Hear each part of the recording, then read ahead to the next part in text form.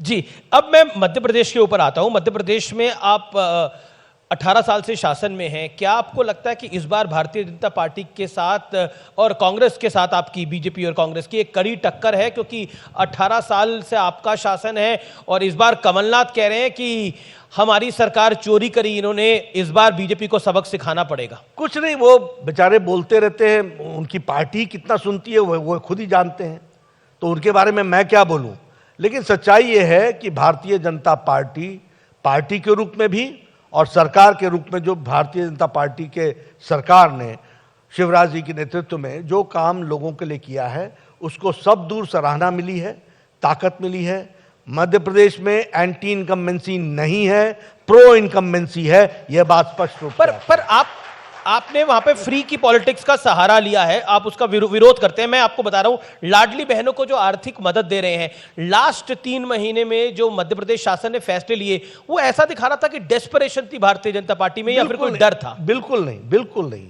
महिलाओं का सशक्तिकरण करना यह हमारा उद्देश्य रहा है और लाडली बहना योजना उसका एक रास्ता रहा है और उसको सब दूर सराहा गया है और यह बताता है कि किस तरीके से गरीब महिलाओं को इस आर्थिक मदद के कारण उनके परिवार में उनको ताकत मिली है, यह भी बताता है। दिग्विजय सिंह ने हाल ही में बयान दिया कि भारतीय जनता पार्टी कई खेमों में बटी हुई है, एक महाराज भाजपा है, एक शिवराज भाजपा है, एक नाराज भाजपा है, और इसी को साधने के लिए जगत प्रकाश नड्डा ने एक फॉर्मूला निकाला कि मंत्रियों को और सांसदों को चुनाव लड़वा दो, सारी नाराजगी निकल जाएगी। ऐसा है, वीडियो पर तो मैंने कपड़े फाड़ने उनके देखे आपस में,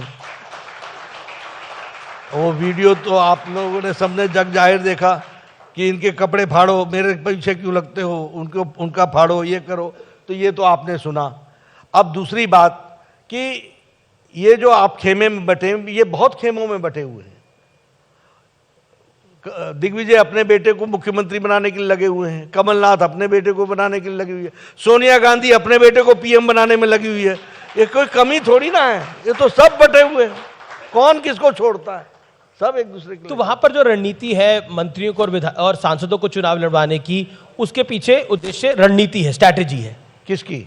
भारतीय जनता पार्टी। बिल्कुल, और कोई कारण नहीं है। मैं बढ़ता हूं आगे और बीजेपी को देखिए मैं आपको बताऊं जी, छत्तीसगढ़ में हमने सारे एमपी एक साथ बदल दिए पिछले चुनाव में, 2019 के चुनाव, लोकसभा इलेक्शन। कोई पॉलिटिकल पार्टी कर सकती है, कोई ऐसे एक्सपेरिमेंट कर सकती है? हमने म्युनिसिपल कॉर्पोरेशन में इससे पहले दिल्ली में सारे म्युनिसिपल काउंसिलर्स का टिकट बदल दिए। कोई पार्टी तय कर सकती है, कोई ऐसा योजना बना सकती है? ये एक्सपेरिमेंट्स भारतीय जनता पार्टी ही कर सकती है और करके दिखाती है। एक और इस बार हमने चारों स्टेट्स में चुनाव से पहले कम से कम 70% सीट्स का डिस्ट्रीब्यूशन कर दिया, ऐलान होने से पहले। ये कोई पार्टी करती है? भारतीय जनता पार्टी ने किया। तो हम ऐसे एक्सपेरिमेंट्स करते रहते हैं। इस बार कांग्रेस पार्टी भी एक्सपेरिमेंट कर रही है। वो कह रही है कि वो हिंदुत्व को लेकर खुलकर बैटिंग कर रही है। कमलनाथ जी ने मेरे इंटरव्यू में बोला कि मैं एक हनुमान भक्त हूं और मैंने हनुमान मंदिर बनाया है। अब प्रियंका जी ने तो यहां तक कह दिया कि कमलनाथ जी ने कहा कि हम श्रीलंका तक में अब सीता माता का मंदिर बनाएंगे, सरकार आने दीजिए। ऐसा है, सबसे पहले एक बात समझ लीजिए कि इनको कोई भगवान राम से प्यार नहीं, इनको कोई धर्म से प्यार नहीं, इनको कुर्सी से प्यार है और ये वोट के खातिर सब कुछ कर सकते हैं। आज ये बड़े राम भक्त बने हुए हैं। ये यूपीए की सरकार में कांग्रेस पार्टी थी ना जिसने कहा था कि वाल्मीकि रामायण में लिखा हुआ राम काल्पनिक है, एफिडेविट दिया था। इनका ही वकील सुप्रीम कोर्ट में बोलता था ना कि राम जन्मभूमि के विषय को लटकाओ लटकाओ लटकाओ, नहीं तो इससे बीजेपी को फायदा होगा। तो कौन राम भक्त है? ये इनमें से कौन राम भक्त है? कोई राम भक्ति इनको नहीं है। अब तो बन रहे हैं। मैं पूरी बात कर लूं। ये एफिडेविट दिया, क्या कहा एफिडेविट में लिखा क्या है वो भी सुनिए कि वाल्मीकि रामायण में राम काल्पनिक है, उसका कोई वैज्ञानिक आधार नहीं है, उसका कोई ऐतिहासिक आधार नहीं है। ये कांग्रेस पार्टी ने एफिडेविट दिया और सरकार में लिखा। हमें छेड़ते थे, राम मंदिर वहीं बनाएंगे, तिथि कब बताएंगे। अब मैं आजकल बार बार बोलता हूं 22 जनवरी को आप भी आएंगे, तिथि तो बताएंगे। लेकिन ये जो नए राम भक्त बने हैं, इनको ये सामने बैठी जनता जो है, जब जिन्होंने राम जन्मभूमि के लिए एक तरफ से आवाज उठाई और सारे देश में आवाज उठी, और जिस तरीके से राम जन्मभूमि के प्रति लोगों का समर्पण बना, तो ये भी अपने आप को हिंदू कहलाने के लिए इनको बाध्य होना पड़ा। अब आजकल मैंने तो कभी नहीं कहा कि मैं जनेऊ पहनता हूं कि नहीं पहनता हूं, ना आपने कभी पूछा। मैंने तो कभी नहीं कहा कि मैं मंदिर जाता हूं कि नहीं जाता हूं, आपने भी नहीं पूछा मेरे से। क्यों नहीं पूछा? क्योंकि मालूम है कि बचपन से ऐसे संस्कार पड़े हैं कि ये ऐसा ही होगा, ये मंदिर जाने वाला होगा। बताना किसको पड़ता है? जिसको ये नहीं मालूम हो कि आरती ऐसे की जाती है या आरती ऐसे की जाती है। कहते हैं मैं जनेऊधारी हूं, मैं जनेऊधारी हूं। ये ऐसे जनेऊधारी हैं, इनको ये नहीं मालूम कि जनेऊ ऐसे पहना जाता है या ऐसे पहना जाता है, और कब किस समय पहना जाता है। ये बन गए। अब नया नया ऐसा भी होता है, नए नए कोर्स में जब आते हैं तो गलतियां तो होती ही हैं। अब हमने तो नहीं कहा था कि राम जी 13 वर्ष के लिए वनवास गए थे, लेकिन आप लोग भी उनकी गलतियां पकड़ लेते हैं। ऐसा है। अब पहले तो राहुल जी की पकड़ते थे, प्रियंका जी की भी पकड़ लेते हैं। पकड़ नहीं लेते हैं, कानों में चुभती हैं, क्योंकि बचपन से संस्कार पाए हम लोगों ने। हम एक्टिंग नहीं करते, हम आपके सामने जो बोल रहे हैं वो हम कोई सोच समझ करके नहीं बोल रहे हैं, ये निकलता है क्योंकि हम जीते हैं इसको, हम इसी तरीके से जीते हैं। ये लोग, अब इन लोगों को करना पड़ता है क्योंकि इनको ट्यूटर किया जाता है। मैंने तो पार्लियामेंट में कहा था, ये ट्यूटर्ड स्टेटमेंट बड़ा वायरल हुआ आपका वो स्टेटमेंट। तो अब जब या तो ट्यूशन लो तो पूरा लो जी, अब वो भी आधा अधूरा लेके आ जाते हो। पढ़ना लिखना तो पूरा करो। राम जी ने जब 13 वर्ष का वनवास लिया, पर वो शॉक्ड हो गए थे पार्लियामेंट में तो काफी। अब देखिए, वो शैटर्ड भी हुए, शॉक्ड भी हुए। अब शैटर्ड के कौन कारणों से हुए वो तो मैं नहीं जानता, वो तो उनका व्यक्तिगत जीवन होगा, वो किस लिए शैटर्ड हुए होंगे। शौक तो उनको होना ही था, क्योंकि वो ओबीसी की बात कर रहे हैं। जिस राजीव गांधी ने पार्लियामेंट के अंदर कहा ना जात को ना पात को, जिसने ओबीसी के रिजर्वेशन का विरोध किया, जो उनकी परदादी ने काका कालेलकर रिपोर्ट को पहले 12 साल तक बंद रखा, अंत के 2 साल में उसको रिजेक्ट किया, जिस मंडल कमीशन को इंदिरा गांधी और उनके पिताजी, पूज्य पिताजी राजीव गांधी ने ठंडे बस्ते में डाला, वो आज ओबीसी की बात करने लगे। तो ये वैसे ही है, आजकल राम की बात करने लगे, अब ओबीसी की बात। ये फैशन के अनुसार चलते हैं, जो इशू आता है ना उसको फैशन की तरह, जो अब ओबीसी। इसलिए क्योंकि आज भारत का ओबीसी ये गर्व महसूस करता है और भारत की जनता ये गर्व महसूस करती है कि प्रधानमंत्री नरेंद्र मोदी जी वो ओबीसी के होते हुए दुनिया के सबसे बड़े शख्सियत बने हैं, एक नेता बने हैं। देखिए, अब एक और सवाल है, मैं जातीय जनगणना पर मैं आऊंगा, लेकिन उससे पहले मैं इंडिया गठबंधन पर आना चाहता हूं।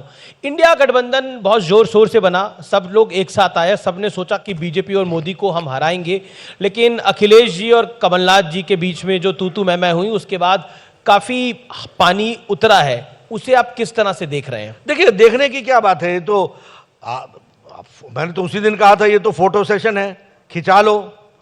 पर उस फोटो सेशन में भी मैंने देखा किसी का धड़ इधर था, किसी का मुंह उधर था, एक लाइन में खड़े होकर के भी कहीं कोई कहीं देख रहा था, लुकिंग लंदन टॉकिंग टोक्यो।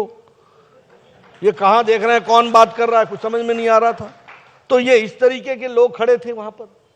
अब वास्तविकता धरातल पर जब हम जाते हैं तो हमारे को पता है कि ये इनकी इच्छा हो सकती है, और हम भी चाहते हैं इकट्ठे हो, ठीक है, लड़े, हमारे को कोई आपत्ति थोड़ी ना, हम प्रजातंत्र है, हम किसी को रोक तो नहीं सकते हैं। लेकिन जब आधार गलत होता है तो वह इमारत टिकती नहीं। अखिलेश जी ने तो कह दिया कि कांग्रेस चालू पार्टी है। मैं ऐसे अभी और बयान आएंगे। अभी आप कमलनाथ जी ने कह दिया कि सन 24 तक आप इंतजार तो कीजिए, आपको ऐसे बयानों की बाहर लगेगी। मैं चलिए अगले सवाल पर आता हूं। हिंदुत्व को लगातार गाली देने का सिलसिला जारी है। मैं किसी नेता का नाम नहीं लेना चाहता, लेकिन उत्तर से दक्षिण तक, दक्षिण से उत्तर तक हमने कई नेताओं के बयान सुने हैं। क्या कहना चाहते हैं आप? कभी मां लक्ष्मी को, कभी किसी विषय को लेकर, कभी सनातन को इरेडिकेट करने की बात होती है। बतौर भारतीय जनता पार्टी के राष्ट्रीय अध्यक्ष, what's your view?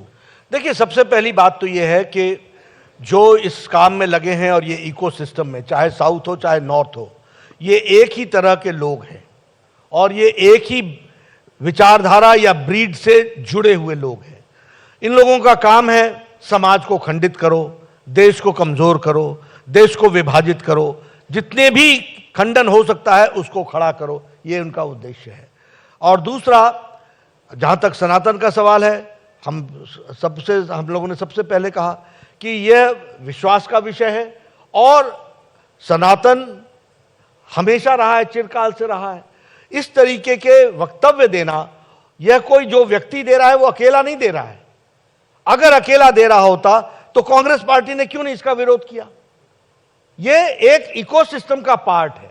They are all part and parcel of, आप कहते हैं रणनीति है ये। हाँ, रणनीति। और रणनीति में भी भारत को कमजोर कैसे किया जा सकता है, विभाजित कैसे किया जा सकता है और इसमें मुसीबतें कैसे लाई जा सकती हैं, इसका प्रयास है। लेकिन एक चीज है कि सनातन का विरोध एक बार हो तो समझ में आता है, कई बार इस तरह के बयान आए और उसके साथ साथ जातीय जनगणना को जोड़ दिया जा रहा है। देखिए, जातीय जनगणना एक अलग चीज है जी। जातीय जनगणना में भारतीय जनता पार्टी की सरकार बिहार में थी जब वो जातीय जनगणना नहीं, सर्वे कराया, सर्वे सॉरी, तो उन्होंने सर्वे किया, तो ठीक है, जानकारी होनी चाहिए, हम लोगों ने भी उसमें साथ दिया।